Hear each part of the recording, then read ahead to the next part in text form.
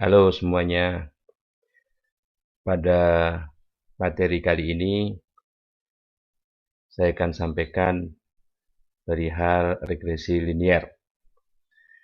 Bagaimana menganalisisnya dengan menggunakan Microsoft Excel.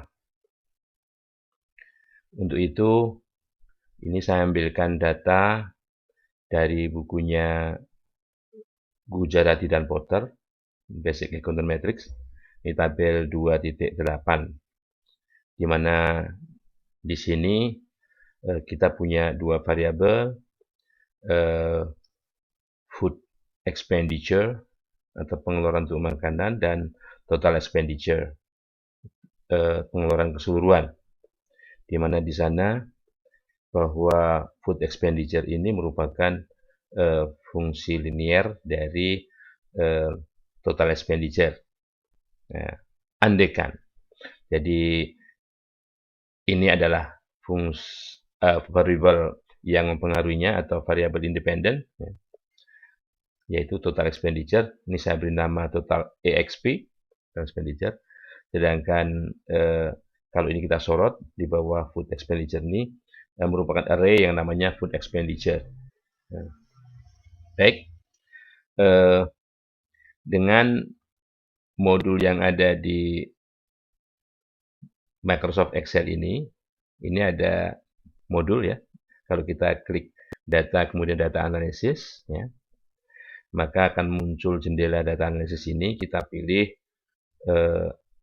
regresi, ya, regression. Ya. Oke, kita klik OK.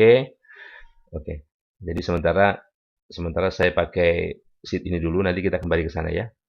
Jadi ini kisaran Y-nya adalah Y adalah dibanding variabelnya itu food expenditure gitu ya. Kemudian X-nya di sini adalah total expenditure. Kemudian kita klik label karena baris pertama yang ada namanya tadi yang bukan numerik tadi kita ikut sorot. Kemudian default confidence levelnya itu sebetulnya 95%. Ini kita sudah kita kasih ya. Kalau kita klik ini ya, defaultnya 95, ini kita klik dua-duanya biar keluar 95 dan 99% untuk confidence intervalnya. Kita bisa klik untuk melihat analisis normal probability plot ya, apakah distribusinya normal apa enggak dan sebagainya, distribusi errornya normal apa enggak, atau hal-hal yang lain yang berhubungan dengan residualnya seperti apa dan sebagainya, apakah terjadi kemungkinan ragam apa enggak, kita klik saja ini coba misalnya, dan andaikan hasilnya akan kita letakkan di sini, ini misalnya begini ya. Oke, nah ini akan keluar summary outputnya, di mana di sini adalah pilihan-pilihan yang nanti kita bisa lihat, misalnya untuk melihat apakah ini apa namanya, untuk menguji normalitas, apakah kemudian kita bisa melihat plotnya, error plotnya ini. Nah ini kalau kita lihat errornya kan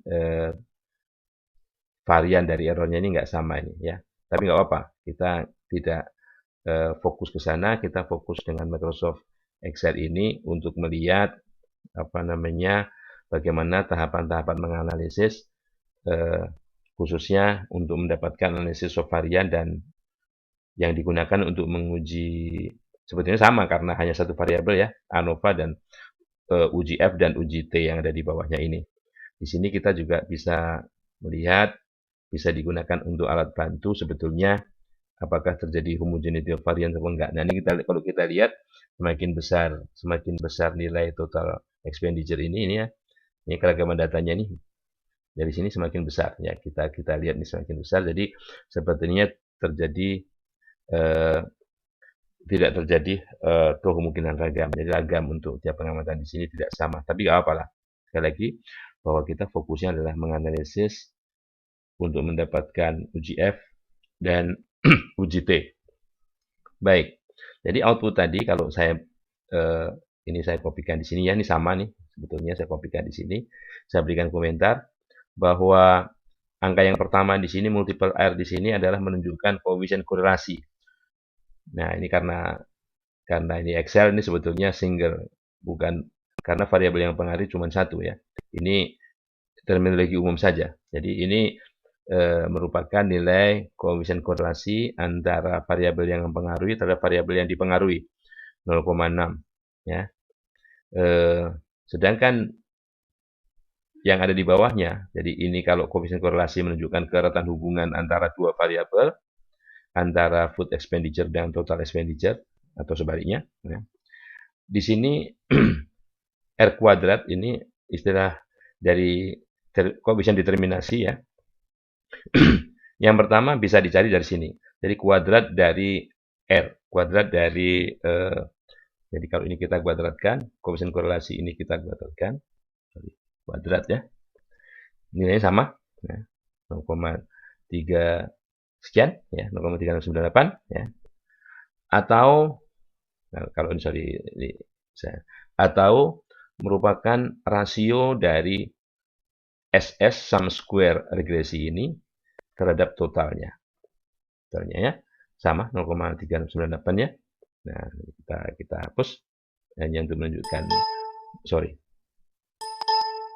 Oke, dihapus saja. Ya. Nah, itu koefisien determinasi yang menunjukkan bahwa proporsi keragaman dari food expenditure, keragaman data ya, yang dapat diterangkan oleh total expenditure. Nah, jadi ini terlihat bahwa sumbangan keragaman data ini, ya, pengeluaran keseluruhan ini terhadap pengeluaran khusus untuk makanan hanya 36,98%, gitu ya. Itu koefisien determinasi kira-kira terjemahnya begitu. Jadi proporsi keragaman dari variabel dependent yaitu food expenditure yang dapat diterangkan oleh variabel independennya yaitu pengeluaran keseluruhan hanya 36,98%. Artinya masih banyak variabel di luar itu yang mempengaruhi food expenditure ya. Oke. Di bawahnya ada terminologi adjusted R square. Jadi koefisien determinasi yang disesuaikan adjust ya. Yang rumusnya sama dengan ini. Ya. Kalau kita lihat ini 1 dikurang 1 min R kuadrat, ini R kuadratnya ya. Kali banyaknya data dikurang 1, banyaknya data itu 55 dikurang 1 dibagi banyaknya data dikurang banyaknya parameternya. Parameternya ada 2. Slope sama intercept ya. 0,3579. Oke? Itu rumusnya ada di sini ya. Kemudian standar error ini sebetulnya adalah akar dari ini.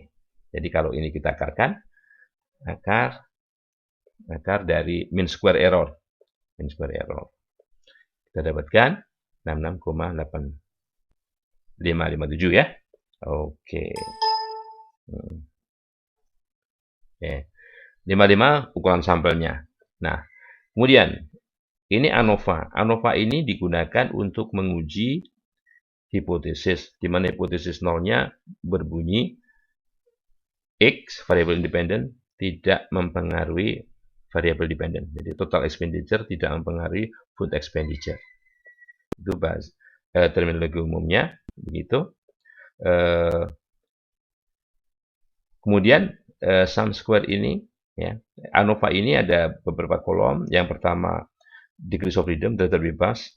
Regresi di sini 1 karena hanya ada satu variabel yang mempengaruhi, variabel independen yang mempengaruhi. 54 ini adalah banyaknya sampel keseluruhan dikurang 1 dan degrees of freedom residunya adalah selisih antara degrees of freedom total dengan degrees of freedom regresi. Adapun sum square dari total ini ya, sebetulnya bisa dicari dari kalau ini tadi Y tadi adalah food expenditure, ini food expenditure ya, kita bisa mencari itu yang namanya jumlah kuadrat food expenditure, atau kalau kita tuliskan dengan terminologinya begini. Jadi sum square food expenditure yang biru itu dikurangi sum. Jadi jumlah dari YI kuadrat dikurangi jumlah YI keseluruhan yang dikuadratkan dibagi banyaknya data ya. 375916. Nah ya. Oke. Sedangkan apa namanya jumlah kuadrat regresi ini 139022 ini sebetulnya bisa dicari dari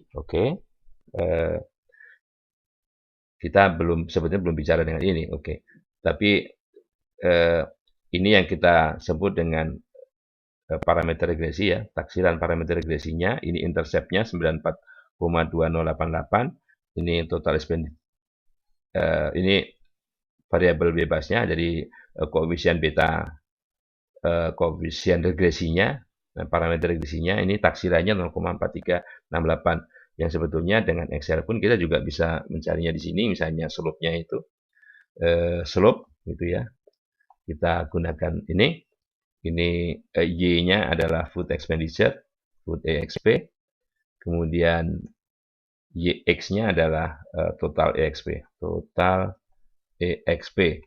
Nah, kita dapatkan slope ini 0,4368 ya. Demikian juga kita bisa mengganti untuk mendapatkan intercept, misalnya interceptnya ini ya, kita ganti di sini slope-nya tulisannya intercept. Sayangnya perintahnya harus bahasa Inggris. Intercept begini, kita dapatkan 94, sekian. Oke. Nah, itu untuk mendapatkan nilai dari intercept dan slope, kita bisa gunakan perintah seperti ini. Intercept, ini slope. Oke. Biar enggak menuin tempat. Nah, kemudian jadi ini itu diperoleh dari slope, ya, slope yang dikalikan dengan slope yang dikalikan dengan sebetulnya ini adalah jumlah hasil kali. Jumlah hasil kali apa? XY. X-nya total expenditure, Y-nya food expenditure. Jadi karena jumlah hasil kali di sini jumlah dari XI YI ya. Dikurang jumlah XI kali jumlah YI dibagi banyaknya data. Itu kalau mau dicari satu persatu seperti itu ya. Kalau mencarinya manual. Nah, sedangkan selisihnya, jadi selisih antara jumlah kuadrat total dengan jumlah kuadrat regresi ini, atau jumlah kuadrat model ini adalah jumlah kuadrat error. Nah, kemudian mean square atau kuadrat tengah ini adalah hasil bagi antara jumlah kuadrat dengan derajat bebasnya. Jadi kalau 139,032 dibagi 1, hasilnya ini 236,893 dibagi 53, hasilnya ini kuadrat tengah residu atau kuadrat tengah galat, di sini kuadrat tengah model atau kuadrat tengah regresi. Kebetulan modelnya model regresi, di sini default dari Excel-nya menuliskannya regresi. Adapun F ini merupakan rasio dari kuadrat tengah regresi atau kuadrat tengah model ini dibagi kuadrat tengah galatnya. Jadi 139,022 dibagi 4469, kita dapatkan nilai F-nya 31,1035. Nah, bahwa F di sini itu mengikuti distribusi, F hitung di sini mengikuti distribusi F yang derajat bebasnya 1 dan 53. Ini derajat bebas pembilang 1, derajat bebas penyebutnya 53. Nah, untuk itu kita bisa dengan Microsoft Excel juga bisa menghitung berapa peluang di sini.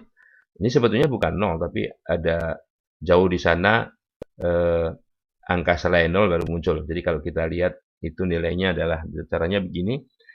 F titik dis itu ya. F titik dis right tail RT ya. Kemudian nilai X-nya adalah 31,05. Ini sintaks pertama ya. Sintaks kedua, derajat bebas pertama itu 1, derajat bebas kedua 53. Nah, di komputer saya ini pemisah antar argumennya koma karena desimalnya saya menggunakan titik. Apabila komputer kalian menggunakan desimal koma, maka pemisahnya titik koma. Ya. Jadi nilai di sini sebetulnya ini. Ya. Nah, jadi kalau kita tuliskan angkanya dalam bentuk digit yang sebenarnya, nah, jadi angkanya begini. Ya, karena ini terlalu kecil, hanya dipakai 4 digit, angka ini tidak tertulis. Oke? Nah, angka signifikans F atau nilai peluang ini menunjukkan bahwa hipotesis 0 ini tidak diterima. Nah, jadi data mendukung hipotesis tandingan. Apa hipotesis tandingan?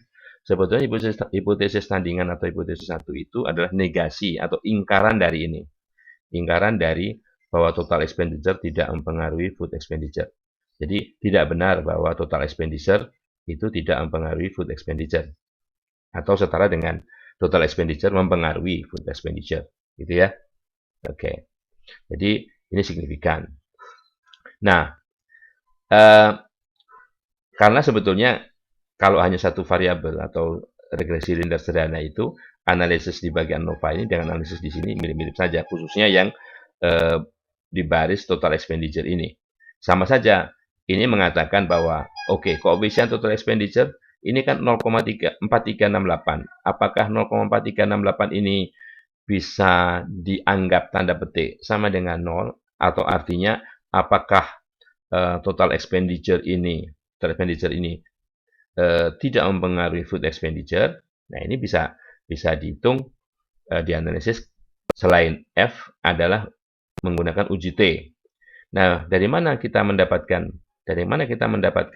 masing-masing standar error ini? Oke, kalau koefisiennya tadi sudah saya jelaskan ya, pakai ini menggunakan intercept, ini menggunakan slope. Sedangkan standar error ini didapatkan dengan mencari nilai ini, ya, nilai ini. Jadi misalnya yang dimaksud dengan S kuadrat YX ini adalah kuadrat tengah galat. Ini kuadrat tengah galat. Kemudian N-nya 55. Jadi kuadrat tengah galat kali dalam kurung 1/55 ditambah rata-rata kuadrat. Rata-rata apa? Rata-rata total expenditure, ya. Rata-rata total expenditure. Jadi kalau dicari ya, kemudian dibagi jumlah kuadrat dari X. Jumlah kuadrat dari total expenditure, ya. Jadi kalau ditulis di sini, ya. Nih. Jumlah kuadrat total expenditure itu sum square total expenditure dikurang sum total expenditure kuadrat dibagi count total expenditure, ya. Nah, ini S kuadrat ya, S kuadrat varian dari beta 0. Kalau mau standar deviasinya ya diakarkan. Akar dari ini ya 50,8563. Sedangkan standar error dari total expenditure ini dicari dengan rumus ini. Jadi kuadrat tengah galat ini dibagi jumlah kuadrat dari X. Nah, jadi ya ini ya H19 itu sendiri ya ini ya, dibagi jumlah kuadrat. Jumlah kuadrat dari X adalah sum square X-nya total expenditure dikurangi sum total expenditure yang dikuadratkan dibagi count total expenditure. Nah, 0,0061 ini variannya, ini varian dari taksiran beta 1. Kalau ini varian dari taksiran beta 0. Sedangkan standar errornya akarnya. Akar dari ini dan 0,0785.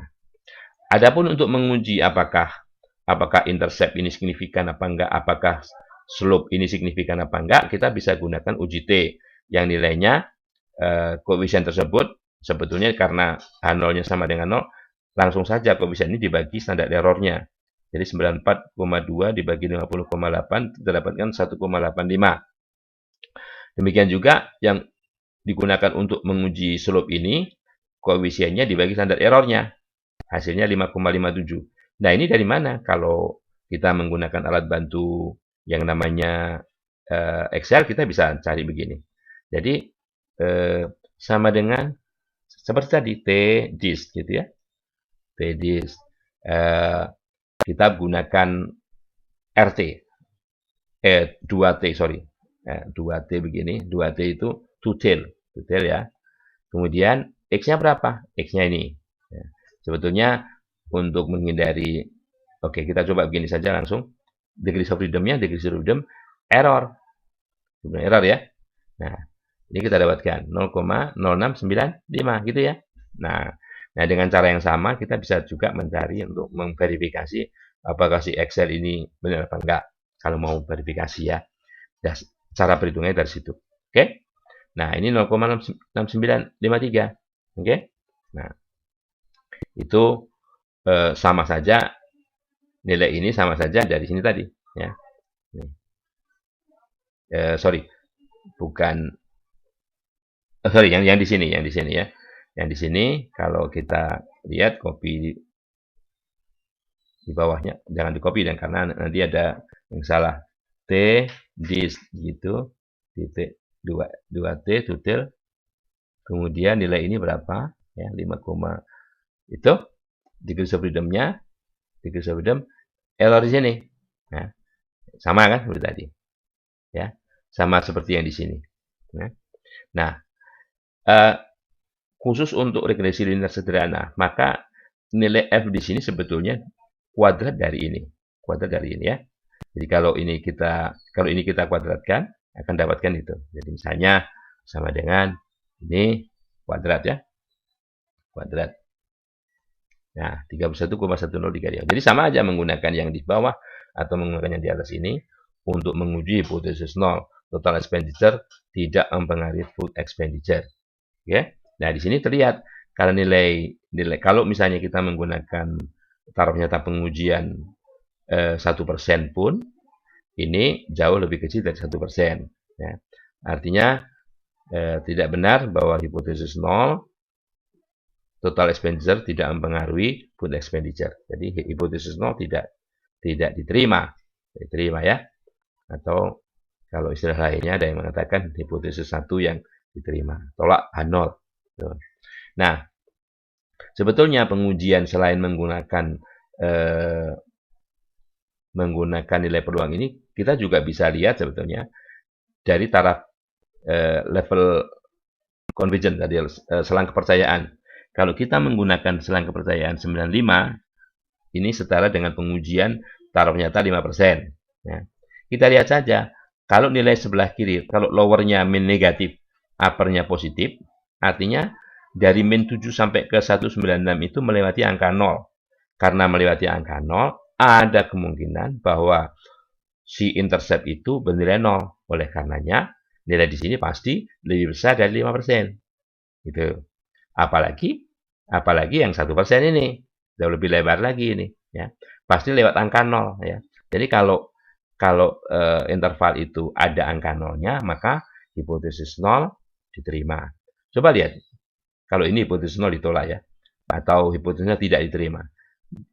Batas bawahnya di sini untuk slope itu 0,2797. Batas atasnya 0,59. Dari 0,27 sampai 0,59 ini tidak ada angka 0. Ya, tidak ada angka 0.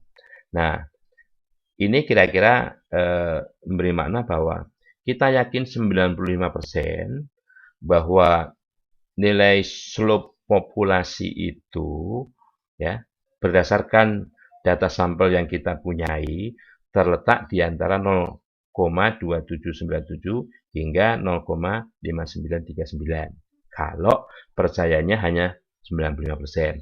Kalau tingkat kepercayaannya lebih tinggi lagi, semakin lebar lagi. Dari 0,2275 hingga 0,6461. Itu analisis dari ANOVA baik uji F maupun uji T. Nah, tentunya koefisien ini memberikan arti bahwa kalau total expenditure itu naik satu unit ya, maka